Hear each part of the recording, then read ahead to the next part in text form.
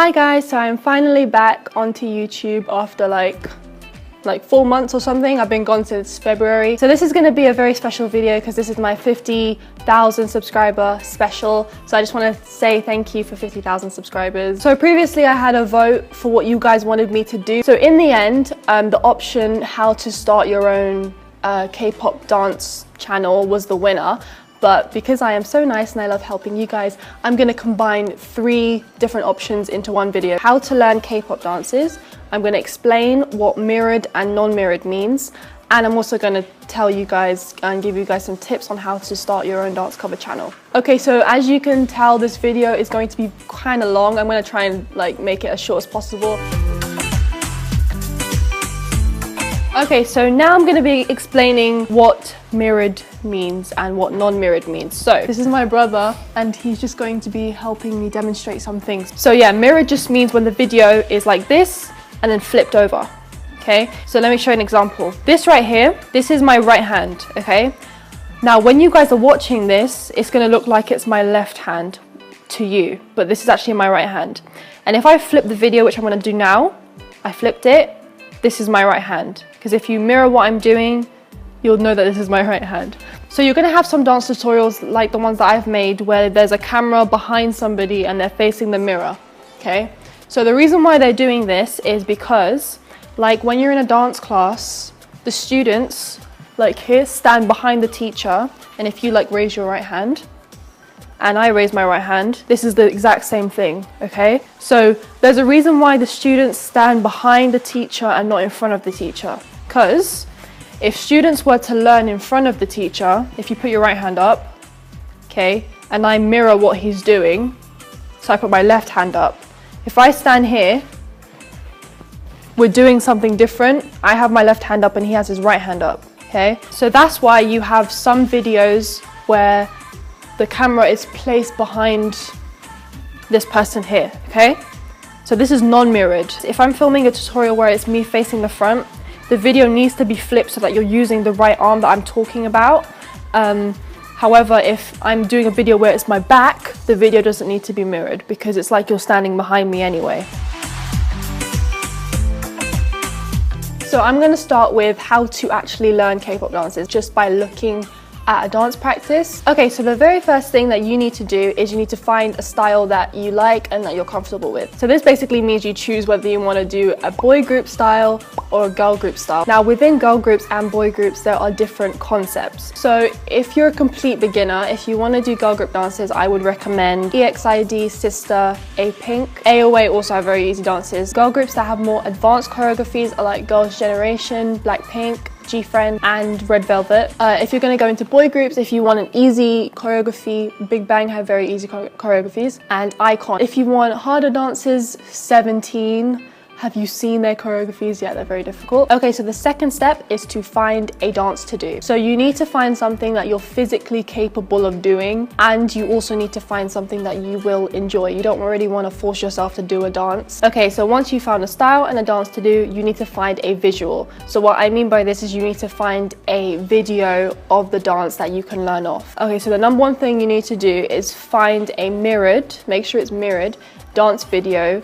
I recommend dance practices, fan cams, showcases. Sometimes they release choreography versions of the music video, but I don't really recommend those unless it's a still shot. You always want to get a still shot of something. Another thing that I recommend is make sure that you're learning the dance and watching the dance on a large screen. So a computer screen or a tablet like an iPad or something. Not your phone. The reason why you want to do this is because if you're learning from a small screen, not only will that strain your eyes, but it will also frustrate you because you can't see properly, and once you get frustrated you want to give up more easily, so it just leads to so much stress. Okay, so the next thing you need to do is you need to find a member to follow. So when you find a member, I recommend looking to follow a group member who is always in the middle, or somebody who's always doing most of the choreography, because there are some bits in the choreography where some of the members just stand there and sing, or they're doing their own thing that's different from what the actual choreography is. Look for who the main dancer is or the lead dancer is. If you don't know their positions, you can always just search up on Google and find out who the main dancer is. The fifth step is to find a good space to practice. So this can be quite difficult, I understand. So some places to dance that I recommend are spacious rooms in your house, dance studios, gym rooms, and school halls. But for me, you know, I use a dance studio. I understand it's very difficult to find dance studios in your area. Also, some people don't have very spacious rooms in their house like me. I do learn dances in my house. I don't ever learn dances here because I just prefer to learn it at my house and then film it here. So I kind of have to like clear space. Also, one thing, you don't need to stress if you don't have a mirror, okay? So a mirror, yes, if you have one and you're able to use it correctly, then it's very helpful. But there is an alternative. What you can do instead is film yourself while you practice one time, and then you watch it back and you see what you need to improve on, compare it to the dance practice of the actual idols dancing. That way you can see what you're doing wrong and what you need to improve on the next time you film. So I think that's better than looking in a mirror, to be honest. I used to do that. I don't really do that much anymore, but I really recommend that if you're just starting out. Okay, so now let's actually move on to learning the dance itself, the dancing process. So before you even learn the dance or try and learn the dance, you really need to watch the dance practice over and over again, okay? Put it on repeat and watch it as much as you can before you actually start learning. The reason why you obviously want to do this is because the moves, the basics of the moves will get glued into your head, and you'll know what's going to come up next when you actually start learning. Trust me, this helps so much. Also, while watching the video on repeat, make sure you're clearly focusing on the member that you've chosen to put your attention to. Okay, the next step to learning a dance is you need to split the dance into sections. So this is kind of what I do in my tutorials. I split the song into the intro, verse 1, pre-chorus, chorus, stuff like that. And you basically want to learn one section at a time. Okay, so for this video, I'm going to use GFriend's Me Gustas 2 as an example. So let's say I've got the dance practice on my computer. Now I'm going to start learning the introduction of the song, and I've chosen to follow Shinbi. So the first thing you want to do is you want to slow down the video to about 0.5. If you're watching on a YouTube video, there's a little button on the side of the video that lets you change the speed to whatever speed you want. 0.5 basically means half the speed, and then 0.7 means 70% of the speed, etc. So I'd recommend learning off 0.5. Practicing off 0.7. So once you've slowed the dance practice down, you want to look closely at the hand movements and the leg movements. So you know in my dance tutorial, sometimes I do the arms first and then I do the legs and I put them together. Okay, so you want to pause the video every time they do a new move. So only do a few seconds worth, go over that few seconds, and then move on to the next move. Pause it, go over it, pause it, go over it, keep doing that until you finish the introduction. Then you go from the start and go over it in about 50% speed. So what I recommend is that you just do the arms first. So copy whatever the person's doing. So I think at the beginning, Shinbi goes like this, and then this hand down, this hand down. So just do it with them slowly. Okay, down, down. Okay, then pause it. If you don't get it, go back, do it again. Then you move on to the next move. I think from the ground, she stands up and crosses her arms. Okay, just do that with them as well. If you didn't understand it, okay, then go back again, go over it. Another thing you need to do is you don't have to get every single move 100% accurate the first time that you learn it. If you do try and perfect every single move on your first try, you will get frustrated because you might think you're not doing it right, but just learn everything roughly, because you can always, once you're done with the dance, you go right back to the beginning and try it again. You can always film yourself, see what you're doing wrong. So you don't always have to perfect it straight away. Also, if you do try and perfect it, that will take you longer to learn the dance. So I know some people struggle with timing. Maybe their timing is off or they're offbeat while they're dancing. If counting helps you, you can count in your head. I know counting does not help some people, so don't count if it doesn't help you. Another thing that can help you with timing is that some moves match with the beat of the instrumental.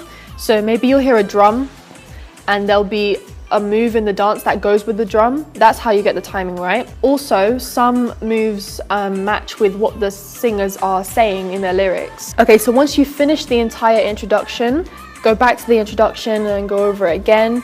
Try and go over it in different speeds. Another tip is you don't always have to do it to the music. Try doing it without music. Okay, then you'll move on to verse 1. You do the exact same thing. Once you get to the end of verse 1, go over verse 1 once, and then if you've got it okay, go right back to the beginning. Then you do the introduction and verse 1. Once you get the introduction and verse 1 without making that many mistakes, go on to verse 2. The reason why you want to keep going back to the beginning is because if you don't go back to the beginning, you're going to forget what the beginning was, especially because this dance is fresh in your head. So that's why you want to always keep going back and going through what you've learned. Make sure you've got what you've learned glued in your head just about enough until you move on to learning something new. Most people ask me how long it takes me to learn a K-pop dance. Minimum 2 days. I can't learn a K-pop dance in 1 day. If you're a beginner, for 1 day's worth of work, maybe the introduction and the verse 1, that's not too bad if you're starting as a beginner. If the dance is very difficult or if you get tired very easily, just do 1 part a day. Maybe do the introduction on 1 day, then the next day do verse 1. The next day do verse 2. It's really up to you. And yes, that's basically how I learn K-pop dances. So the first step to starting a YouTube channel for dance covers is to pick a good name. This name is pretty much going to stick with you for a long time. I opened my YouTube channel as Leianity. I really don't know where that name came from. It's just my name's Leah, so then I added something on the end. Make sure the name is easy to remember, it's unique, so when people hear it, they know it's you. The next few steps is like preparation for your YouTube channel. So you're gonna need equipment. Now, you obviously don't need fancy equipment or expensive equipment, because most people think you do when you have to start a YouTube channel. You really don't.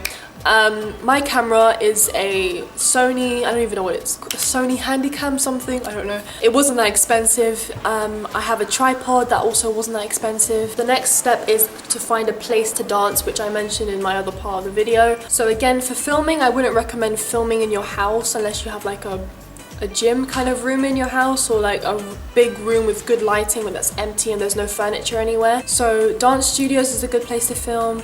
Ask your school if they have dance studios or halls that you can use after school or something. Just make sure the place has good lighting as well. Sometimes there's places outdoors that you can film. Just make sure you're legally allowed to film there and it's not trespassing or anything. Next, you need to find an editing software to use. Now again, you don't have to pay for a very expensive editing software. You can always go onto YouTube and type in free editing software, just as long as you can chop up the video, put it together, put music on top, then you're good to go. Again, you need to choose a dance that you're ready to post onto YouTube. So here's the thing with YouTube. We're all on YouTube pretty much to start a successful channel, and we all want views. That's pretty much what it is. We all need views for our channel to grow. So if you're looking to create a successful channel where you want your subs and your views to grow, you need to post K-pop dances that are recent, that have just come out maybe this year. The reason why you want to do recent stuff is because that's obviously what people are searching. If you do a dance that was from maybe 3 years ago, no one's really searching that anymore, so you're not going to get that many views. I would only recommend doing old dances once you actually have a lot of subscribers. The thing is with YouTube, even something that has been out for 2 months, and then let's say you make a dance cover of that song that's been out for 2 months, it doesn't really get that many views. It's kind of bad. So most recent would be within like 2 to 3 weeks. That's if you want to get instant views. However, songs that came out in January is still considered recent, so you can still do those. But I'm just saying, the newer it is, then the more views you're gonna get. The only thing I have with this is that, let's say a song just came out, a music video just released, and the next day you post a video. Unless you perfected it, then I guess it's good to post it, but don't post something if you haven't practiced as much. You know, you don't want the video to be sloppy, otherwise it will look like you just posted the video because you wanted to be the first one to post that cover. So if you've practiced well and you're able to get it out the next day, then that's really good. Just make sure you've practiced enough and it's not too sloppy. Another thing is just luck, because if you get one specific video that blows up, then all your subscribers come in. But yeah, it really is just luck. Sometimes you may have one video that you'll post and that blows up, and that's how your subscribers blow up. That happened to me. The video that got my subscriber count to go up was my cheer up tutorial, and I'm assuming that's because it was by Twice, and Twice is a very popular group. That's why my subscriber count went up. Another thing that you need to do is be organized and be consistent. So you need to know when you're posting videos. Always try and be connected with your subscribers and tell them when you're going to be away or when you're posting something new. This is what I tend to do because I don't want people to think that I've disappeared and I'm not doing anything and I just don't care, because I really do. So that's why I always tell you guys when I'm going to be gone. Just try and connect with your subscribers in the best way you can. Do maybe Q&As often because you're going to get people that will ask you questions. Also try and involve them in your channel. The way I involve my subscribers in my channel is by doing votes. I let you guys choose what you want to see from me. But overall, before you start, just make sure you have a good confidence level, and that you're even if you're not completely confident with your dancing, just make sure you're confident enough for the public to see. Also, you're going to have to learn how to obviously handle and deal with constructive criticism. Also, you have to kind of learn to differentiate constructive criticism and hate and trolls. This is YouTube. You're gonna get people that are gonna hate on you and get trolls for no reason. So just my advice is just to ignore trolls, honestly. So yeah, my kind of haters and trolls mainly come on my mashups when I don't do something that people are happy with. Only listen to the ones that are actually trying to help you instead of trying to put you down. So yeah, so that goes the same with dancing. Yeah, because if you think about it, the people that are hating on you and being trolls, they're sitting at home behind a computer screen and they don't have nearly as much confidence as you to film yourself dancing and put it online for everybody to see. So yeah, I hope this helped. This was just a video to say thank you for 50,000 subscribers. Please share this with anybody else or any of your friends or anything who are looking to learn K-pop dances or how to start a channel or anything, and let me know if any of these tips helped you personally. And yeah, I will be back with a new tutorial soon after the vote has finished, so I will see you guys in my next video.